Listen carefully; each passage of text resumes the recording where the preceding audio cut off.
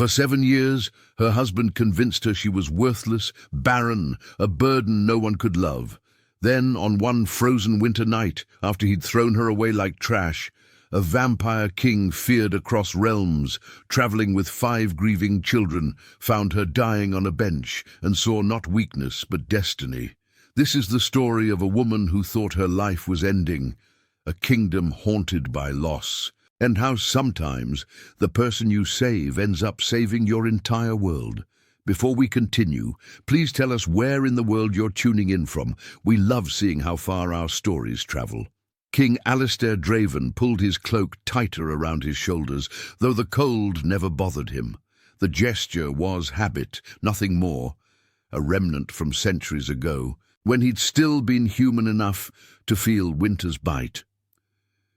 The carriage wheels creaked behind him as they rolled through the mortal realm. It was past midnight. He'd been traveling for 3 days straight from the frostbound province with his 5 children, all vampire-born, all exhausted. They needed to reach the Obsidian Keep before dawn. But the journey through the mortal world was necessary to avoid the political vultures circling his throne. He couldn't keep doing this, ruling alone, raising 5 grieving children, while enemies whispered that a king without a queen was a king without power. The snow fell heavier now, casting long shadows across the empty street as Alistair led his children through the sleeping town. That's when he saw her. A woman sat hunched on a wooden bench near an abandoned bus stop, arms wrapped around herself, trembling violently in the winter cold. Her blonde hair caught the dim glow of a flickering streetlight, and even from a distance, Alistair could see she had nothing, no coat, no bag, just a thin sweater clinging to her frame. He should keep walking. God knows he had enough problems. 5 children who barely spoke anymore, a kingdom fracturing at its seams, and nobles circling like wolves. But his feet stopped before his mind could argue. Father. Lucian's voice was quiet, uncertain. The oldest of his children, always watching, always aware. "Stay close," Alistair murmured, then moved toward the bench. The snow crunched under his boots, and the woman's head snapped up. Alistair saw fear flash across her face, raw, primal terror that made something ancient in his chest tighten. He'd seen that look before, too many times. "I won't hurt you," he said, his voice low, deliberately gentle despite its inhuman resonance. Up close, he could see her better. Early 30s, with golden hair darkened by melting snow and hazel eyes that stared at him with a mixture of suspicion and something worse. Resignation, as if she'd already accepted whatever came next. "I'm fine," she whispered. But the word came out broken, fractured by chattering teeth. "You're freezing." Alistair glanced back at his children, all 5 watching with wide eyes. "When did you last eat?" She didn't answer. Her gaze dropped to her trembling hands, and that's when Alistair noticed the bruises on her wrists, dark, finger-shaped marks that told stories he didn't need to hear to understand. Something in him shifted. The ancient predator that lived beneath his skin recognized prey, yes, but also recognized something else. Survival, defiance, strength that refused to break even when everything else had. Behind him, little Mara stepped forward, her small voice cutting through the snow-muffled silence. "She's cold, Father, like us when Mama—" She didn't finish. She never did. Alistair removed his cloak in one smooth motion and held it out. "Take this." "I can't." "You will." Not a command, a certainty. "My children and I are traveling north. There's an inn 3 streets from here. Let me buy you a meal at least. I don't have money to pay you back." "I'm not asking you to." Vanessa Hale looked up at this stranger, this impossibly beautiful, terrifying man with silver-white hair and eyes that glowed faintly red in the darkness, and felt something she hadn't felt in 7 years. Hope. Small and fragile, but there. "Why?" she asked. Alistair was silent for a moment, snow gathering on his shoulders. When he spoke, his voice carried the weight of centuries. "Because I know what it's like to lose everything. Because you're still here, which means you're stronger than whatever tried to destroy you." He paused, his expression softening in a way that made him look almost human. "And because I'd want someone to do the same, if it was someone I cared about sitting out here alone." Vanessa stood slowly, her legs stiff from hours in the cold. She swayed, and Alistair instinctively reached out to steady her, then stopped when she flinched. "Apologies," he said quietly. "I have 5 children. I'm used to catching people before they fall." 5. Despite everything, surprise colored her voice. 5. Alistair's expression softened further as he glanced back at the small figures huddled together. All the same age. It's chaos. His voice dropped to something achingly human. It used to be beautiful chaos. Now it's just chaos. Vanessa pulled the cloak around herself. It smelled like winter wind and something else, something ancient and pine-like. The children watched her with identical expressions of cautious curiosity. The smallest one, a girl with dark curls, smiled shyly. "The inn isn't far," Alistair said, gesturing toward the carriage. "You're safe. I give you my word." Vanessa hesitated at the carriage door. Every survival instinct screamed that this was wrong, that men who looked like fallen angels and traveled with silent children in the dead of night were dangerous. But she was already in danger, already broken, already cast out. What did she have left to lose? She climbed into the carriage, and 5 small children immediately made room for her, their supernatural warmth a shocking contrast to the frozen world outside. As Alistair closed the door and the carriage lurched forward, Vanessa realized something. She'd stopped shivering. For the first time in 7 years, someone had chosen not to hurt her, and though she didn't know it yet, that single act of mercy would change the fate of 2 worlds. Vanessa hadn't always been the woman trembling on a bench in the snow. Once, she'd been young and hopeful, married to a man who promised her everything. For 7 years, she believed his promises would come true. For 7 years, she believed the fault was hers. Vanessa woke to darkness that breathed. Not the absence of light, but something alive. Shadows that moved with purpose across walls made of black glass. Her eyes struggled to focus, and when they did, she wished they hadn't. The chamber stretched impossibly high, its vaulted ceiling lost in darkness. Torches lined the walls, but their flames burned cold and blue, casting everything in an otherworldly glow. The bed beneath her was soft, too soft, draped in fabrics that whispered against her skin like living things. This wasn't the inn. Panic clawed up her throat. She tried to sit up, but her body refused to cooperate. Every muscle ached with a bone-deep exhaustion that felt like drowning. "Be still." The voice came from her left, low, feminine, and utterly inhuman. A woman stood beside the bed, tall and pale as moonlight, with eyes that reflected the torchlight like a cat's. She wore robes the color of dried blood, and her hands moved with practiced precision as she pressed a cool cloth to Vanessa's forehead. "Where?"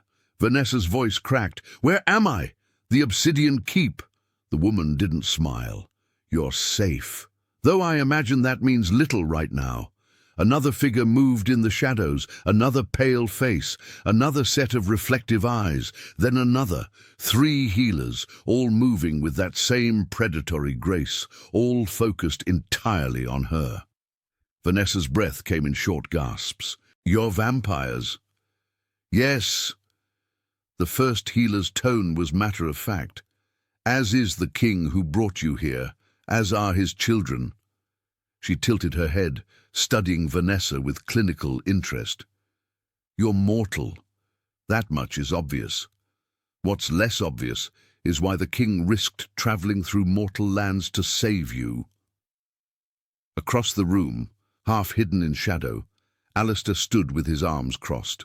Unchanged from his travel clothes, he still wore that ornate coat, still had snow melting in his silver hair.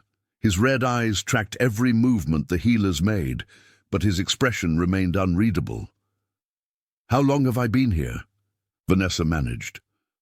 6 hours, Alistair said, his voice cutting through the room like a blade. "You collapsed in the carriage shortly after we crossed into the nocturnal dominion. Hypothermia, malnutrition, exhaustion." He paused. "You were dying." "I should leave." Vanessa tried to push herself up again, but her arms gave out. "I don't belong here. I'm just—" "You're recovering." The healer's hand pressed firmly, but gently, against her shoulder. "And you'll do so lying down." A small sound came from the doorway, a stifled giggle. Vanessa's gaze snapped toward it, and she saw them. 5 small faces peering around the massive obsidian doorframe. The girl with dark curls, Mira, waved shyly. Beside her, a boy with Alistair's sharp features and serious eyes watched with open curiosity. 3 others crowded behind them, various expressions of interest and weariness on their pale, beautiful faces. "Out," Alistair said without turning around. "I told you she needed rest." "But, Father, we just wanted to see if she's okay," the oldest boy protested. His voice carried that same ancient quality as Alistair's, though higher, younger. "Lucian." The single word, held authority that made all 5 children immediately retreat, though Vanessa caught Mira blowing her a kiss before disappearing. The healer, examining Vanessa's wrists, suddenly went very still. Her fingers traced something along the inside of Vanessa's left forearm, a spot that had always been there, always been slightly darker than the surrounding skin. Vanessa had assumed it was a birthmark. "My lady," the healer said quietly, addressing someone Vanessa couldn't see. "Come look at this." Another vampire stepped into the light. Older, with silver streaking through her dark hair, she took Vanessa's arm with surprising gentleness, tilting it toward the torchlight. "Gods below," she whispered. Alistair moved then, crossing the room in 3 impossibly fast strides. He looked down at Vanessa's arm, and something shifted in his expression, something that might have been shock. "What is it?" Vanessa pulled her arm back instinctively. "What's wrong with me?" "Nothing is wrong with you." The silver-haired healer exchanged a loaded glance with Alistair. "But you bear a mark, a sigil, very old, very deliberately placed." "I don't understand. That's just a birthmark."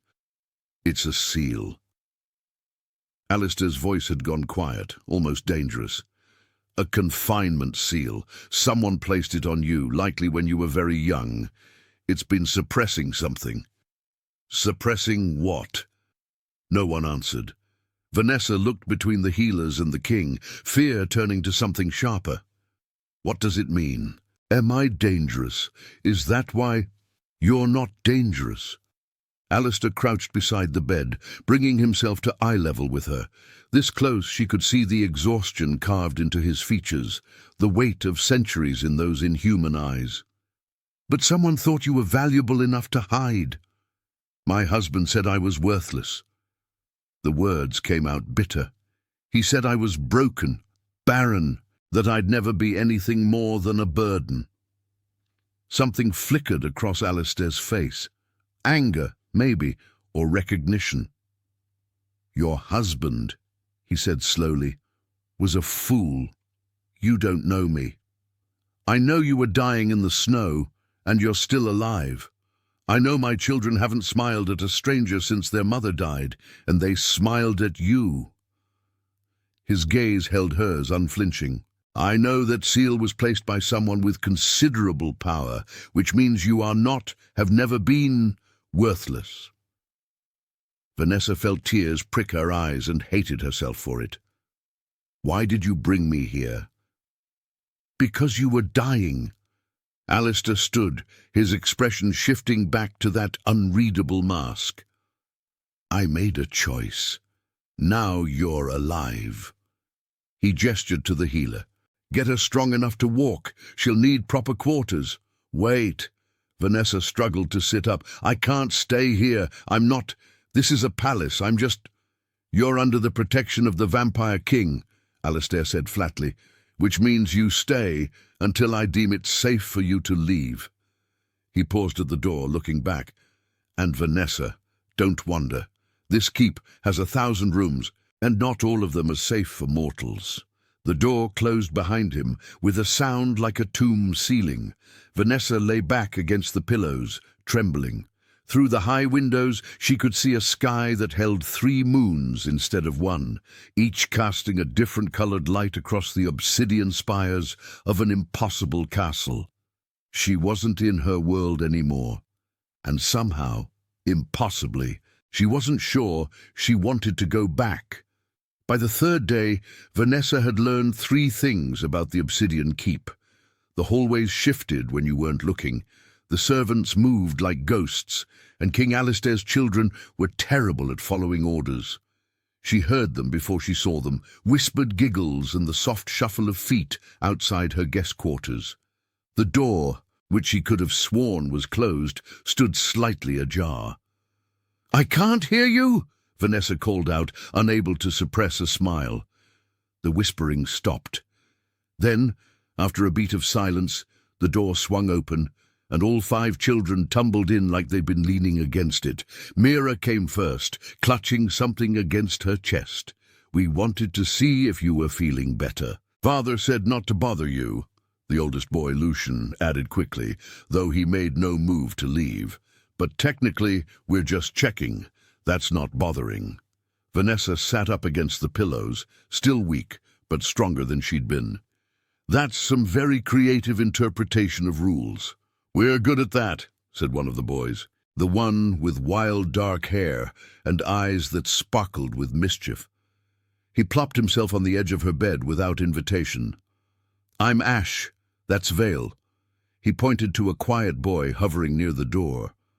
"And the little one trying to climb up is Sarin.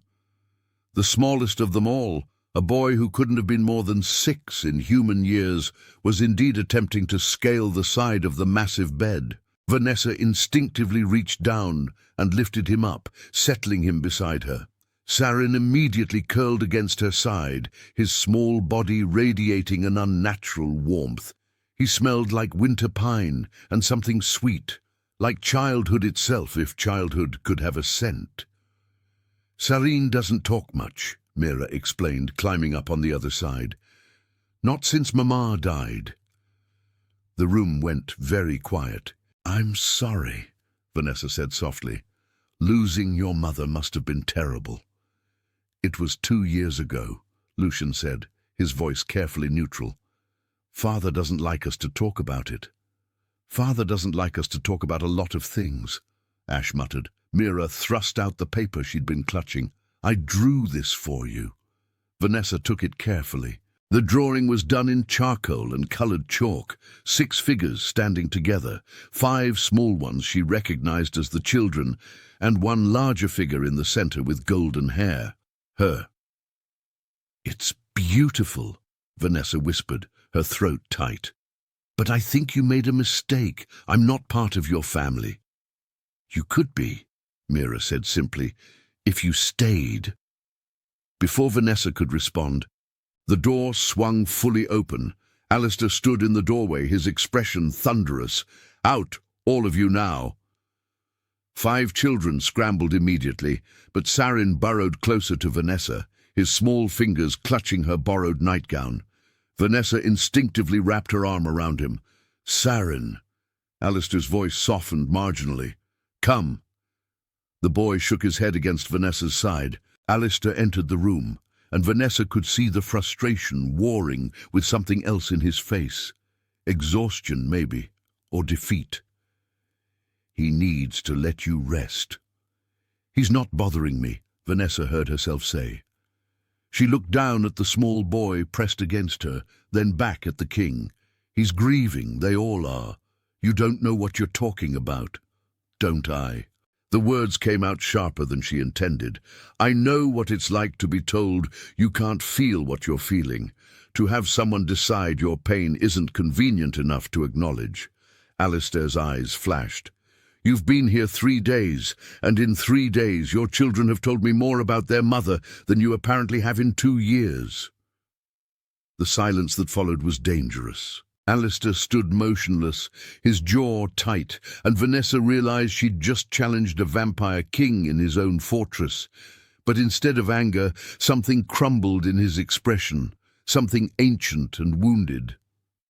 Their mother died in this room, he said quietly. She was killed by an assassin who got past every ward, every guard, every protection I'd put in place. His hands clenched at his sides. So, forgive me if I don't encourage them to dwell on it. Vanessa's anger evaporated. I'm sorry, I didn't. Sarin found her. Alistair's voice had gone hollow. He was the first one to reach her. He hasn't spoken since.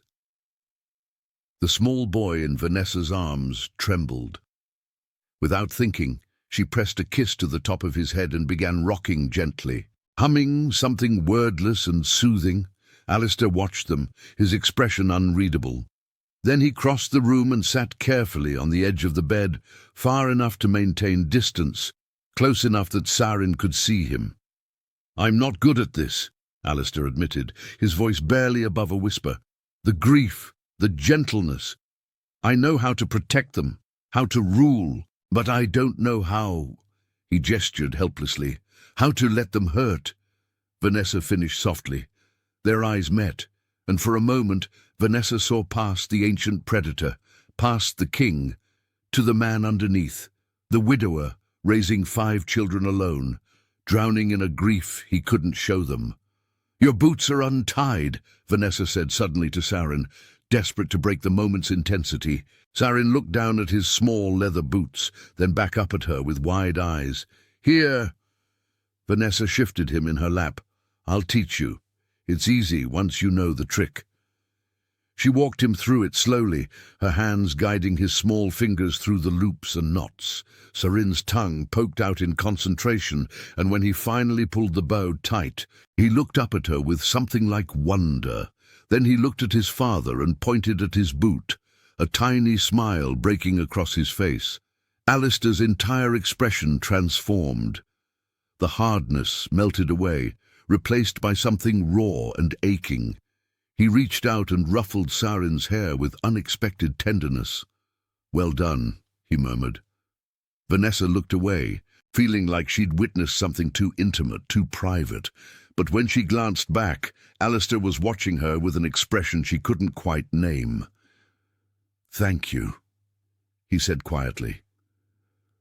Before Vanessa could respond, voices drifted in from the hallway, low conspiratorial whispers that carried that peculiar vampire resonance. Mortal has no business in the royal wing. Our king is making a mistake. First, he loses his queen. Now he takes in strays. The children are too attached already. It's unseemly. Alistair had snapped toward the door, his eyes blazing red. He stood in one fluid motion, and the temperature in the room dropped 10 degrees. Stay here, he told Vanessa, his voice cold as a grave. All of you. He was gone before she could protest, the door closing with barely a whisper. But Vanessa had heard enough. She looked down at Sarin, who'd gone very still in her arms, then at Mera's drawing. The 6 of them together like a family. She didn't belong here. The nobles were right. So why did leaving feel like abandoning the only people who'd seen her as something other than broken? Vanessa woke up on the floor of the children's study, Lucien's frightened face hovering above her. Don't move, he said, his voice tight with barely controlled panic. Father's coming. The room spun. Vanessa tried to remember what had happened. She'd been helping Mera with her reading, laughing at something Ash had said, and then the world had tilted sideways. Heat had exploded through her left arm, burning from the inside out. The sigil. What were you thinking? Alistair's voice cut through her confusion. He materialized beside her, his hands already assessing. checking her pulse, her pupils. "You're still recovering. You shouldn't be." "I was just reading to them," Vanessa managed. Her arm throbbed, and when she looked down, she could see the mark glowing faintly through her skin, pulsing with a light that definitely hadn't been there before. Alistair saw it too. His expression went very still. "Get the head healer," he said to Lucian. "Now." Within minutes, the silver-haired healer swept into the room, took one look at Vanessa's arm, and went pale, which for a vampire was saying something. "Move her to the healing chamber," she commanded carefully, "and clear the children out." "No," Mira protested. "We want to stay with her." "Out!" Alistair's tone brooked no argument. "Vale, take your siblings to the West Tower, now." Vanessa barely registered being lifted, carried through corridors that blurred together. The pain in her arm intensified, spreading up to her shoulder, down to her fingertips. It felt like something was trying to claw its way out from beneath her skin. The healing chamber was different from the room she'd woken in days ago, smaller, more clinical, with symbols carved into every surface. They laid her on a stone table that hummed with residual magic. "Hold her down," the healer said. Alistair's hands pressed against Vanessa's shoulders, firm but not painful. His face hovered above hers, and she could see genuine worry in those red eyes. "This is going to hurt," the healer warned. "The seal is breaking. It's been breaking since you entered the nocturnal dominion, but something accelerated it just now." "What do you mean, breaking?" Vanessa gasped. The healer didn't answer. Instead, she placed both hands over the sigil and began chanting in a language Vanessa didn't recognize, something ancient and flowing, each word carrying weight that pressed against her chest. The mark flared brilliant white. Vanessa screamed. Images flooded her mind, memories that weren't hers. A woman with her face wearing a crown made of starlight, walking through halls that predated the obsidian keep. A marriage between mortal and vampire, a prophecy, a betrayal, blood on stone. And then darkness, centuries of it, a bloodline scattered, hidden, sealed away. When Vanessa opened her eyes again, she was shaking violently. Alistair still held her shoulders, but his expression had transformed into something between awe and horror. "What?" Vanessa's voice cracked. "What did you see?" "Everything," the healer whispered. She staggered back from the table, her hands trembling. "Your Majesty, she's not just anyone. The seal wasn't blocking fertility. It was blocking her lineage, her power." "Explain," Alistair said, his voice deadly quiet. The healer looked at Vanessa with something like reverence. "She's descended from Seraphina Thorn, the first mortal queen, the one who unified the vampire clans 3,000 years ago." The room went silent. "That's impossible," Alistair said. "Seraphina's bloodline was extinguished. Everyone knows." "Everyone was meant to think that." The healer gestured to the now dormant sigil on Vanessa's arm. "This seal is ancient, powerful, deliberately designed to hide what she is. Someone, likely her ancestors, wanted to keep her hidden until the right time." "The right time for what?" Vanessa pushed herself up on shaking arms. "I'm nobody. I'm a divorced mortal woman who couldn't even have children." "You couldn't have children because the seal suppressed everything?" The healer interrupted gently. "Your fertility, your magic, your connection to your ancestral power. It was a protection, yes, but also a prison." The words hit Vanessa like physical blows. 7 years. 7 years of her husband's cruelty, his accusations, the endless shame of being called barren. All of it. "It wasn't my fault," she whispered. "No," Alistair said quietly. "It never was." Something inside Vanessa shattered. Years of grief, shame, self-hatred came pouring out in wrenching sobs that tore through her chest. She doubled over on the stone table, and distantly she felt arms wrap around her, strong, cold, steady. Alistair pulled her against his chest, one hand cradling the back of her head. He didn't speak, didn't offer empty platitudes. He just held her while she broke apart, his presence an anchor in the storm. "He told me I was worthless," Vanessa gasped against his shoulder. "Every day, every night he said I was broken, defective, that no one would ever want me." "He lied." Alistair's voice vibrated through his chest. He was a fool who didn't recognize what stood before him. "But I believed him. I believed." "I know." His hand moved in slow circles against her back. "I know what it's like to be told you're failing at the one thing you're supposed to do, to have everyone watch and wait for you to crumble." Vanessa pulled back enough to see his face. His eyes held centuries of pain, carefully controlled, but never fully hidden. "The kingdom thinks I'm weak," he continued quietly. "A king without a queen is half a ruler. Every day, someone reminds me of what I've lost, what I failed to replace." "You're not weak," Vanessa said fiercely. "You're raising 5 children alone while running a kingdom, and you're not broken." He cupped her face with unexpected gentleness. "You never were."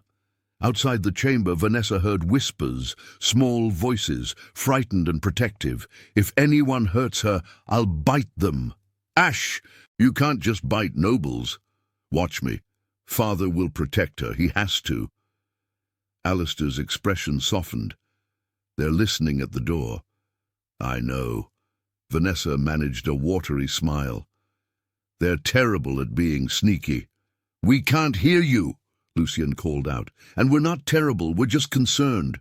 The door cracked open, and 5 faces peered in with varying expressions of worry and defiance. "You can't send her away now," Mira declared. "She's special." "The healer said so."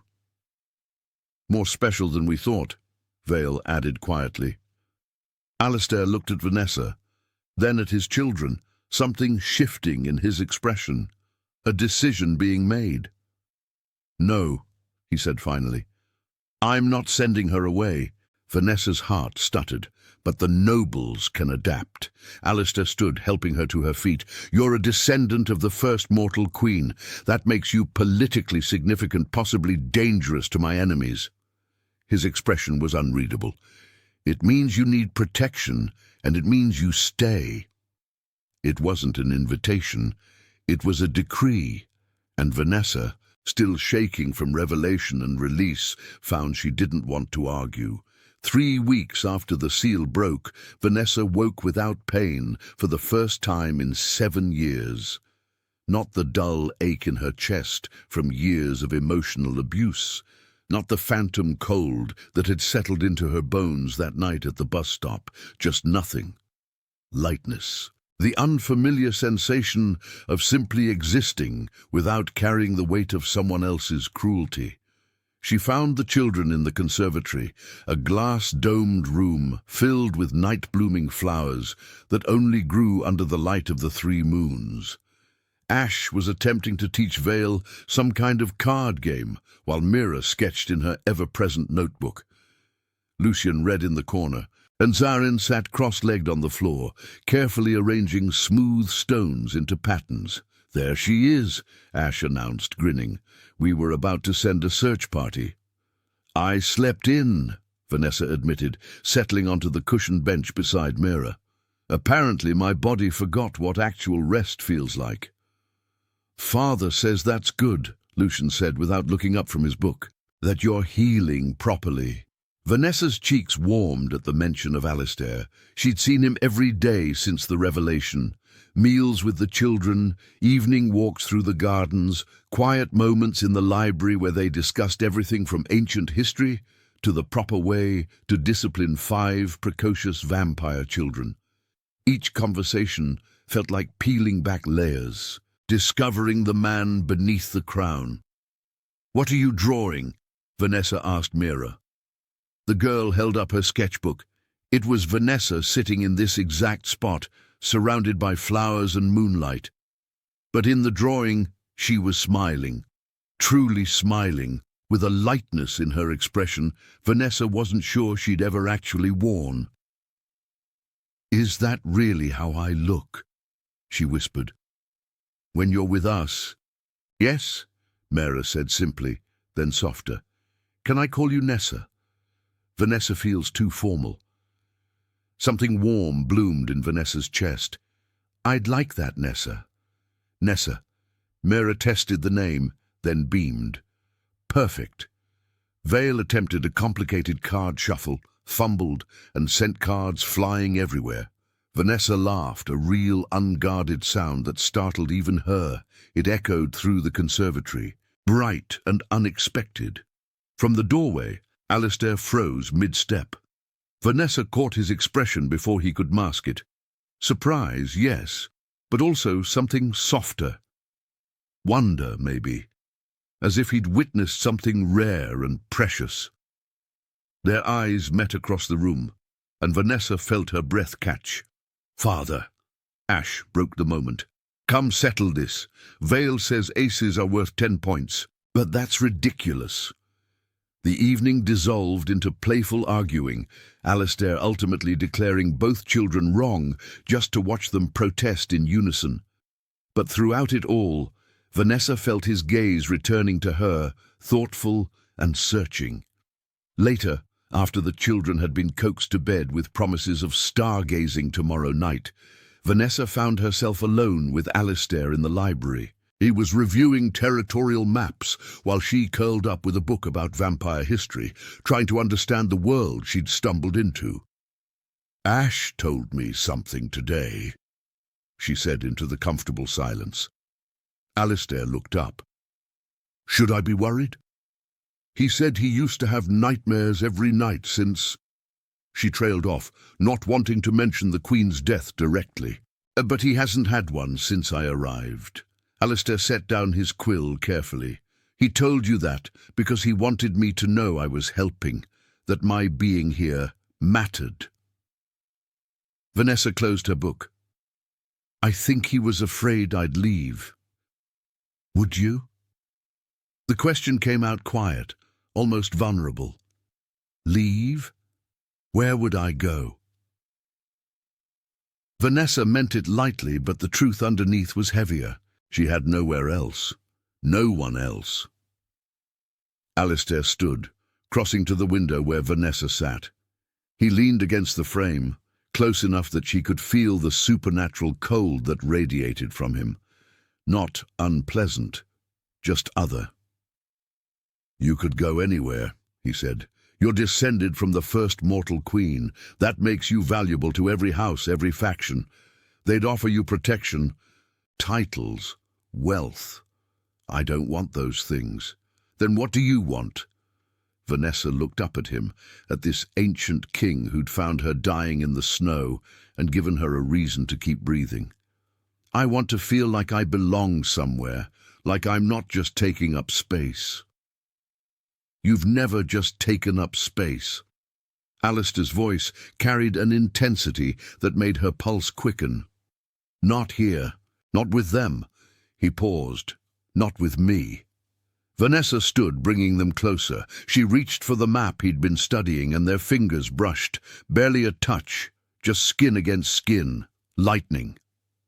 The sensation shot up Vanessa's arm, not painful, but electric. She gasped, and Alistair's eyes flared red for just a moment before he pulled back, putting careful distance between them. "Sorry," he said roughly, "the magic in your blood." "It reacts to what?" He didn't answer. That night, Vanessa dreamed. She stood in a throne room that predated the Obsidian Keep, facing a woman who wore her face but carried herself with regal certainty. The woman's crown glowed with captured starlight, and her eyes, Vanessa's eyes, held ancient wisdom. "You were always meant for this," the woman said. "Queen Seraphina, they tried to hide you to keep you safe, but destiny doesn't forget its own." "I'm not you," Vanessa protested. You're exactly who you need to be." Seraphina smiled. "And he sees it. The king. He sees you." Vanessa woke with tears on her cheeks and a certainty settling in her bones. She was falling in love with Alistair Draven, and it terrified her.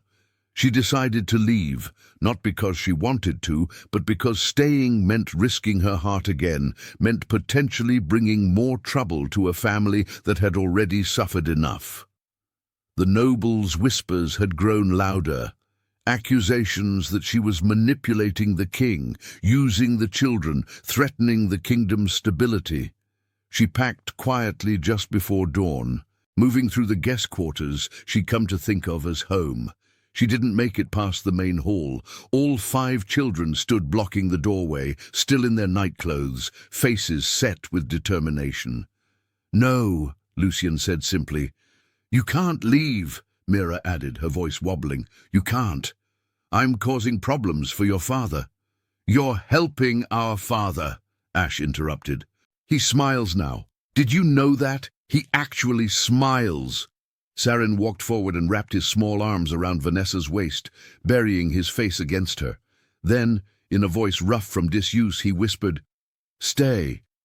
Vanessa's bag hit the floor. She was crying. They were crying. And then Alistair was there, materializing from the shadows with an expression that made her chest ache. "You are going to leave without saying goodbye," he said quietly. "I thought it would be easier." "For whom?" He moved closer, his presence filling the space between them. "The children are happy, truly happy. I am—" He stopped, seeming to struggle with words. "I'm better with you here. The kingdom can be damned if they don't understand that." "Alistair, you—" "You belong here, Vanessa." He reached out, tucking a strand of hair behind her ear with devastating gentleness. "More than you know, more than I can properly explain." His thumb brushed her cheek. "Stay, please." Surrounded by 5 children who'd claimed her as theirs, facing a king who looked at her like she was something precious, Vanessa finally let herself believe it. She was home. "Okay," she whispered. "I'll stay." Marcus Hale discovered his wife was alive on a Tuesday in a bar 3 towns over from where he'd abandoned her. "Heard the strangest thing," the bartender said, wiping down glasses. "Some travelers passing through claimed they saw a mortal woman living in the Obsidian Keep. Blonde thing, they said, pretty in that fragile way, walking around with a vampire king's children like she belonged there." Marcus's hand tightened around his whiskey glass. The Obsidian Keep. "Can you imagine a mortal living with vampires?" The bartender laughed. "Probably some rumor. You know how stories get twisted." But Marcus knew. Blonde hair. Fragile. It was Vanessa. It had to be. His useless, barren wife. Somehow alive after he'd left her to freeze, and living with a king. The implications hit him like a fist. If Vanessa had caught the attention of vampire royalty, if she'd somehow become valuable to them, then she was worth something after all. Worth money, worth power, worth reclaiming. He left the bar with purpose burning in his chest. He'd thrown away something valuable. And Marcus Hale never wasted assets. He just needed leverage. The demon found him 3 nights later. Marcus woke to sulphur-thick air and a figure standing at the foot of his bed, tall, wrapped in shadows that moved like living things, with eyes that burned coal red. "Marcus Hale!" The demon's voice scraped like rusted metal. "You've lost something precious." Marcus should have been terrified. Instead, he sat up slowly, mind already calculating. "What do you want?" "The same thing you want. Access to the Obsidian Keep." The demon circled the bed, its form never quite solidifying. "The Vampire King has something I need, but his wards are inconvenient. I require an invitation, a mortal connection." "My wife?" Marcus said slowly. "You want me to get my wife back?" "I want you to reclaim what's yours. In exchange, I'll give you power beyond mortal limitations, strength, influence, the ability to take back everything you've lost, and more." Marcus thought of Vanessa, of how she'd looked at him with those wounded eyes when he'd called her worthless. How satisfying it had been to break her down piece by piece until she believed every cruel word. What kind of power? The demon smiled, revealing too many teeth. "Enough to make a king kneel." They shook hands, the bargain sealed with a burst of flame that left Marcus's palm branded with an infernal mark, but also flooded him with strength that felt like liquid lightning. He'd get Vanessa back, not because he loved her, but because she was his, and no one took what belonged to Marcus Hale, not even a vampire king. Vanessa woke up screaming. The dream had been vivid, Marcus's face twisted with rage and something worse, something that wasn't entirely human. Behind him, shadows writhed with hunger, reaching for the obsidian keep, for the children, for Vanessa. Alistair materialized beside her bed, his hands on her shoulders. "You're safe. It was just a dream." "No." Vanessa clutched his forearms, trembling. "It wasn't. Something's coming, something dark, and it's connected to the keep." The keep shuddered. Not an earthquake, something else. The ancient stones groaned, and from somewhere far below came an inhuman shriek that raised every hair on Vanessa's body. Alistair's eyes blazed red. "Stay here. Lock the door. Don't open it for anyone but me." "What's happening?" "We're under attack." He was gone before she could protest, moving with that impossible vampire speed. Vanessa threw on a robe and ran to the window. Below, in the courtyards, she could see them. Creatures made of shadow and flame clawing at the keep's outer walls. Infernal things that shouldn't exist in the vampire realm. And at the gate, demanding entry, stood a figure she recognized even from this distance, Marcus. Vanessa's blood turned to ice. He'd found her. Somehow, impossibly, he'd found her. She ran through corridors filled with guards mobilizing, past servants herding the children to safety, down spiral stairs, until she reached the main hall. Alistair stood at the massive doors facing the gate, his entire body rigid with fury. "Alistair, don't open it." "I wasn't planning to." He didn't look at her, his focus locked on the figure beyond. "But he's made a bargain with something powerful. The wards are straining." "How did he find me? Does it matter?" Alistair's voice carried an edge that could cut stone. "He's here, and he's brought an infernal army." Through the reinforced glass panels of the door, Marcus's voice carried, amplified by demonic magic. "Vanessa, I know you're in there. Come out, come home. This doesn't have to get ugly." "Don't listen to him," Alistair said quietly. "He can't get in, not while I'm standing." But the wards flickered. One of the infernal creatures had breached the outer wall, then another. The demons Marcus had bargained with were powerful, old, and hungry. "Vanessa," Marcus's voice again carrying false concern. "I'm worried about you, sweetheart, living with monsters. They're probably keeping you prisoner. I'm here to save you." Vanessa's hands clenched into fists. "He's lying. He doesn't want to save me. He wants to—" "I know what he wants."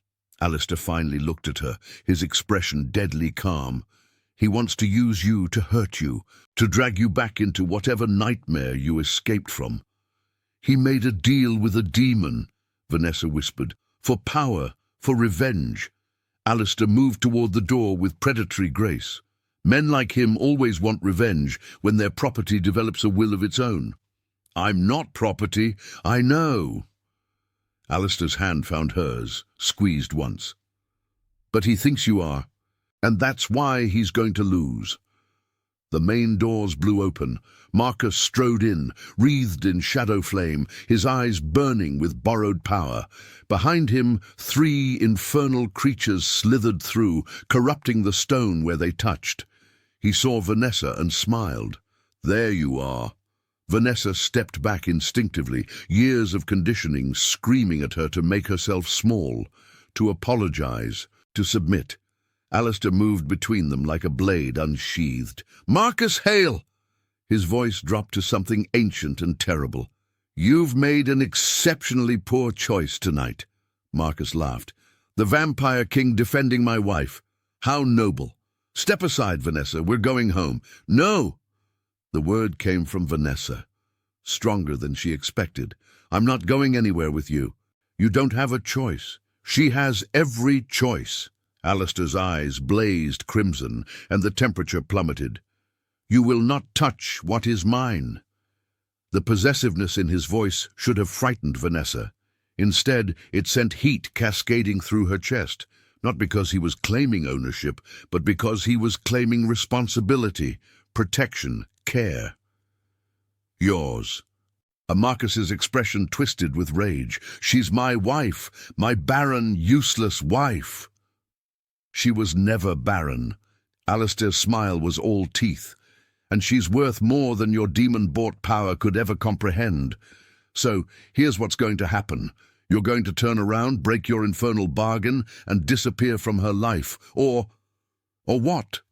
Alistair's form seemed to expand, shadows rising behind him like wings, ancient power thrumming through the hall. "Or I show you exactly why mortals fear the vampire king." Marcus hesitated just for a moment.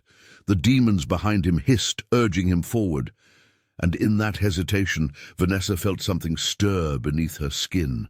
The seal's remnants, the ancestral power, the magic that had been hidden for so long. She wasn't helpless anymore. She wasn't his anymore. And she was done being afraid. Marcus lunged, not at Alistair. He was smarter than that.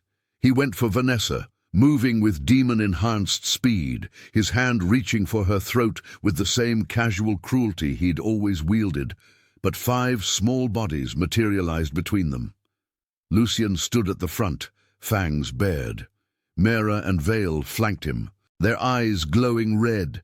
Ash crouched low, ready to spring, and Sarin, quiet, traumatized Sarin, hissed with a ferocity that shook the hall. "Touch her and die," Lucian said, his child's voice carrying an ancient threat. Marcus faltered. "What?"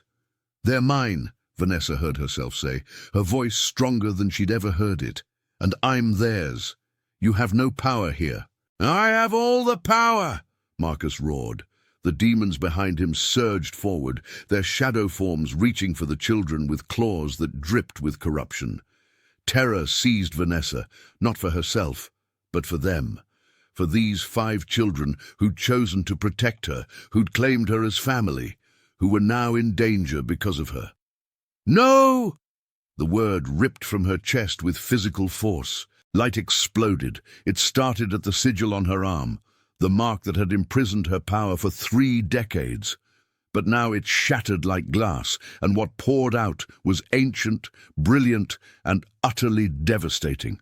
White gold light erupted from Vanessa's body, expanding outward in a wave that knocked everyone back. The children stumbled, but held their ground. Alistair raised an arm to shield his eyes, his expression caught between awe and shock. Marcus screamed. The demons shrieked as the light touched them, their shadow forms dissolving like mist under sunlight. The infernal creatures clawed at the air, trying to retreat. But Vanessa's power was everywhere, flooding the hall, burning through corruption, purifying everything it touched. She could feel it now, the legacy in her blood. Queen Seraphina's gift, passed down through generations, sealed away until this moment. Not vampire magic, not mortal weakness, something in between, something that could stand against darkness without being consumed by it. The power of the first queen who'd united 2 worlds through love and will. Vanessa raised her hand, and the light concentrated, forming into something solid, a blade made of pure radiance. She pointed it at Marcus, at the demon mark burning on his palm. "The bargain," she said, her voice echoing with ancestral authority. "I break it." The blade struck, not Marcus's flesh, but the infernal bond itself. The mark on his palm erupted in black flame, and the demon who'd given it to him materialized, dragged into visibility by Vanessa's power. It writhed, screaming in a language that hurt to hear. "The pact is sealed!" it shrieked. "You cannot! I am descended from the first mortal queen." Vanessa's eyes blazed with inherited power. "I was there when the first treaties were written. My bloodline predates your claim, and I say—" She drove the blade deeper. "This bargain is void." The demon exploded into ash. Marcus collapsed, suddenly powerless, suddenly just a man again. He stared at his unmarked palm in horror, then up at Vanessa, who stood haloed in fading light. "What are you?" he whispered. "Not yours." Vanessa walked forward, each step steady despite her trembling hands. The children parted for her, forming a protective honor guard. "I was never yours, Marcus. You just convinced me I was." He scrambled backward. "Vanessa, wait, we can talk about this. I made a mistake." "You made 7 years of mistakes." She stood over him now, this man who destroyed her sense of self piece by careful peace. "You called me worthless, broken, barren. You made me believe I deserved nothing. I was angry. You were cruel." Vanessa's voice didn't rise. She didn't need to shout. "And I believed you for so long. I believed every word." Marcus's expression shifted, calculating. "Then you understand. I was frustrated. The pressure to have children, to continue the family line." There was no pressure. Vanessa crouched down, meeting his eyes. "You just enjoyed hurting me, making yourself feel bigger by making me feel small." That's not... But I'm not small anymore." Vanessa stood. "And you cannot hurt me. Not ever again." She turned her back on him, the ultimate dismissal. Behind her, she heard him try to stand, try to say something, but Alistair's hand clamped down on his shoulder with bruising force. "Guards," Alistair said coldly, "remove this man from my kingdom. If he returns, kill him." 2 vampire guards materialized and hauled Marcus out. He was screaming threats, promises, apologies, the words of a man who'd lost everything and couldn't comprehend how. Vanessa stood perfectly still, the last traces of light fading from her skin. Then her knees buckled. Alistair caught her before she hit the ground, sweeping her into his arms with desperate gentleness. "I have you. The children are safe." Alistair's voice shook, actually shook. "You saved them. You saved all of us." Vanessa looked up at him and saw something raw in his expression. Fear. Real, visceral fear that he'd almost lost her. "I thought he was going to..." Alistair stopped, his jaw clenching. "When he reached for you, I couldn't move fast enough. If the children hadn't..." "But they did." Vanessa reached up, touching his face. "We protected each other." Around them, the 5 children crowded close. Mera was crying silently. Ash looked shaken. Vale gripped Lucian's hand, and Sarin pressed against Vanessa's side, his small body trembling. "You glowed," Sarin whispered. "Like Mama used to. Like starlight." Alistair's eyes widened. "He's right. When my queen used her magic..." He looked at Vanessa with something like wonder. "Your power, it's similar, complementary." "What does that mean?" "It means..." Alistair carried her toward the private chambers, children following like a protective procession. "It means you were meant to be here. Not by chance, not by rescue, by design." He laid her on the couch in a study, then knelt beside her, still holding her hand. His thumb traced circles on her wrist, right over where the sigil had been. "I've ruled for 3 centuries, he said quietly. "I've faced assassins, armies, political coups, but watching him reach for you..." His grip tightened. "I've never been that afraid." "I'm okay," Vanessa whispered. "I'm here. You're here." Alistair pressed his forehead briefly to their joined hands, a gesture of profound relief. "You're here, and you're powerful, and you're yours." "Yours?" Vanessa offered softly, echoing his earlier declaration.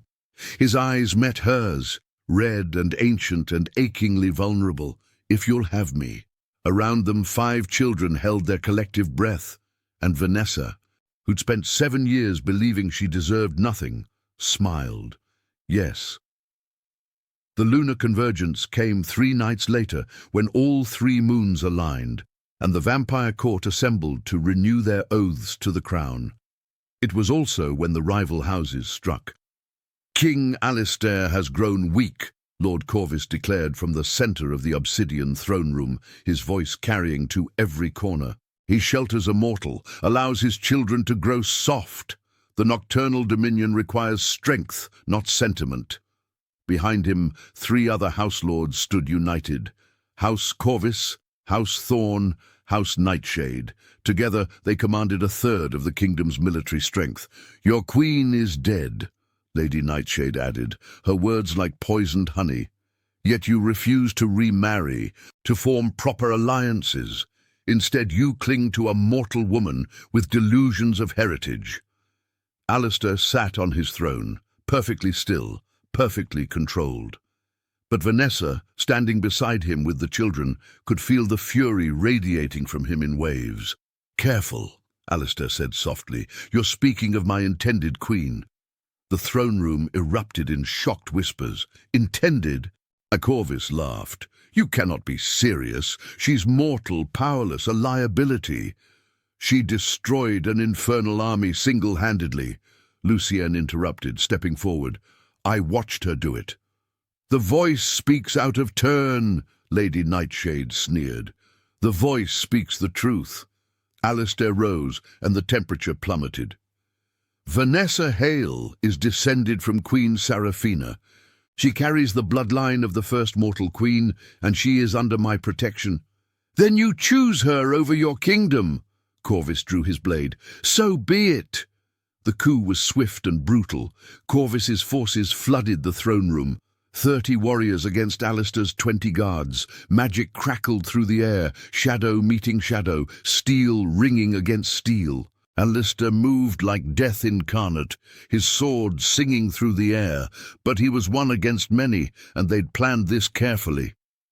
Vanessa saw the blade coming before he did, aimed at his back while he fought 3 attackers at once. She didn't think, she just moved.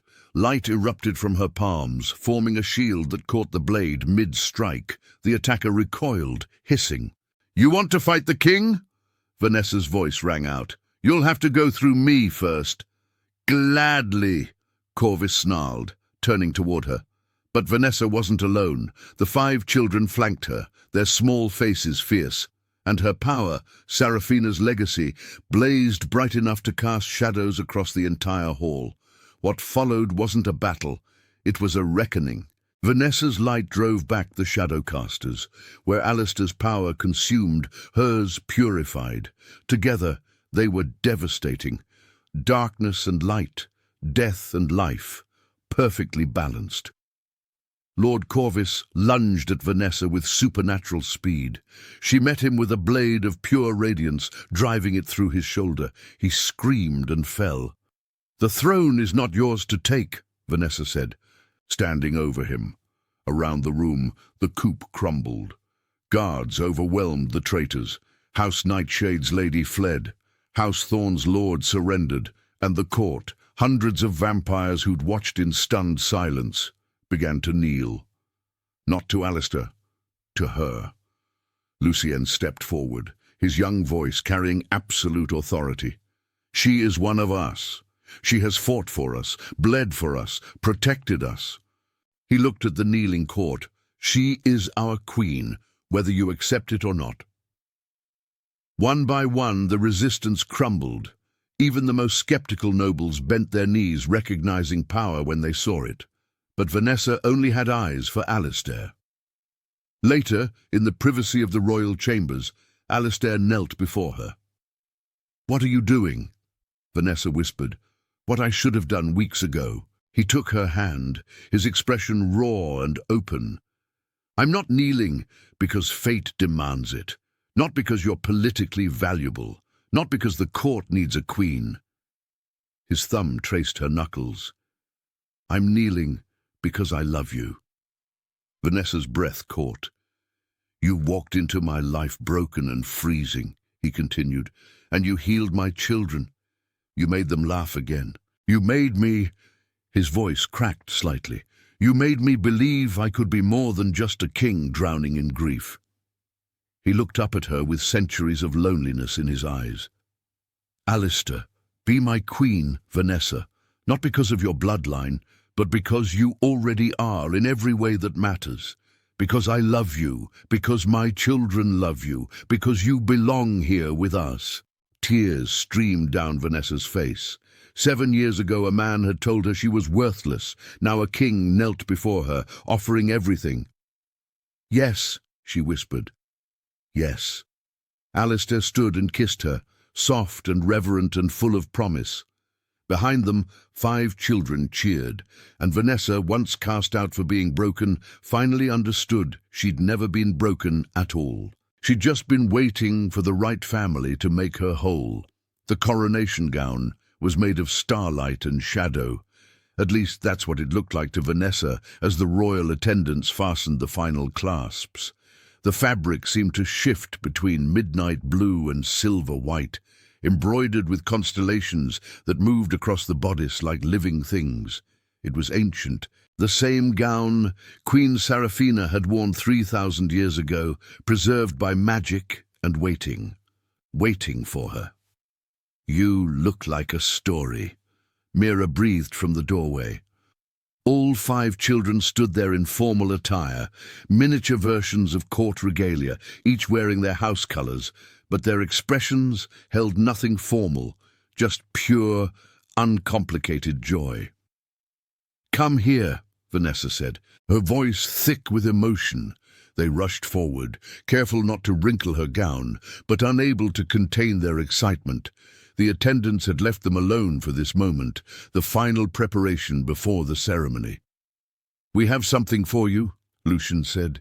He held out a small silver pin shaped like a crescent moon. "This was our mother's. She'd want you to have it." Vanessa's eyes filled with tears. "Lucian, I can't." "You can." His serious young face softened. "You're not replacing her. You're ours too now, in a different way." Ash stepped forward next, holding a carved wooden wolf. "I made this. It's not fancy, but—" He shrugged, suddenly shy. "Wolves protect their pack, like you protect us." Vale offered a pressed night-blooming flower, perfectly preserved. "For remembering," he said quietly, "that beautiful things can grow in darkness." Sarin simply took her hand and pressed something small and smooth into her palm. One of his pattern stones, worn smooth by countless arrangements, his gift of what he loved most. And Mira held out a drawing, all 6 of them standing together beneath 3 moons. "For when you forget," she whispered, "that you belong with us." One by one they pinned, tucked, and wove their tokens into her coronation cloak, a patchwork of love that meant more than any royal jewel. "Thank you," Vanessa managed through tears, "all of you, for choosing me." "You chose us too," Lucian pointed out. "You stayed." The doors to the throne room opened, and the sound that greeted them was thunder. Thousands of vampires assembled, their voices rising in an ancient chant of coronation, but Vanessa barely heard it. She walked down the obsidian hall with 5 children at her sides, not ahead of her, not behind, beside her, where family belonged. Their small hands occasionally brushed hers, reassuring and real. At the end of the hall, Alistair waited. He wore the full regalia of the vampire king, dark armor etched with silver, a cloak that seemed made of living night. But his eyes held only warmth as he watched her approach. When she reached him, he didn't speak immediately. He just looked at her like she was everything he'd been searching for across 3 centuries. "Vanessa Hale," he finally said, his voice carrying to every corner of the realm. "Descendant of Queen Seraphina, bearer of the ancient light, protector of my children, and savior of this kingdom." He lifted the nightstone crown from its velvet cushion. The crown was breathtaking. Black diamonds formed into a circlet of stars, with a single white stone at its center that pulsed with inner light. "I name you Queen of the Nocturnal Dominion." The crown settled on her head, and power surged through her. Not taking, not changing, just recognizing. The kingdom itself acknowledged her claim. The throne room erupted, thousands of voices shouting acceptance, approval, celebration. The rival houses who'd deposed her now cheered loudest, swept up in the moment's magic. The 3 moons visible through the vaulted ceiling seemed to glow brighter, but Vanessa only felt the small hand slipping into hers. Mera looked up at her, eyes shining. "You're not our mother," she whispered, just loud enough for Vanessa to hear. "You're our Vanessa, and that's better." Something in Vanessa's chest cracked open, the last piece of her old life, the last whisper of inadequacy, the final echo of Marcus's cruel voice. It all fell away, replaced by a certainty. She was home, not because of bloodlines or prophecies or political necessity, but because 5 children had chosen her. Because a king had loved her. Because she'd chosen to stay when every instinct screamed to run. Alistair took her other hand, and together they turned to face their kingdom. Their children pressed close, Lucian standing tall, Ash grinning wildly, Vale and Sarin holding hands, Mera practically vibrating with excitement. In that moment, Vanessa saw herself as they saw her. Not the barren woman who'd been cast out, not the broken thing she'd believed herself to be, but a queen, a mother, a woman who'd walked through winter and darkness and emerged into light. The woman once told she'd never be enough, stood crowned in starlight, surrounded by the family she'd never thought she'd have. And she was finally, completely, radiantly whole. The end. Sometimes the family you're meant for isn't the one you're born into. Sometimes it's the one that finds you freezing in the snow and chooses you anyway.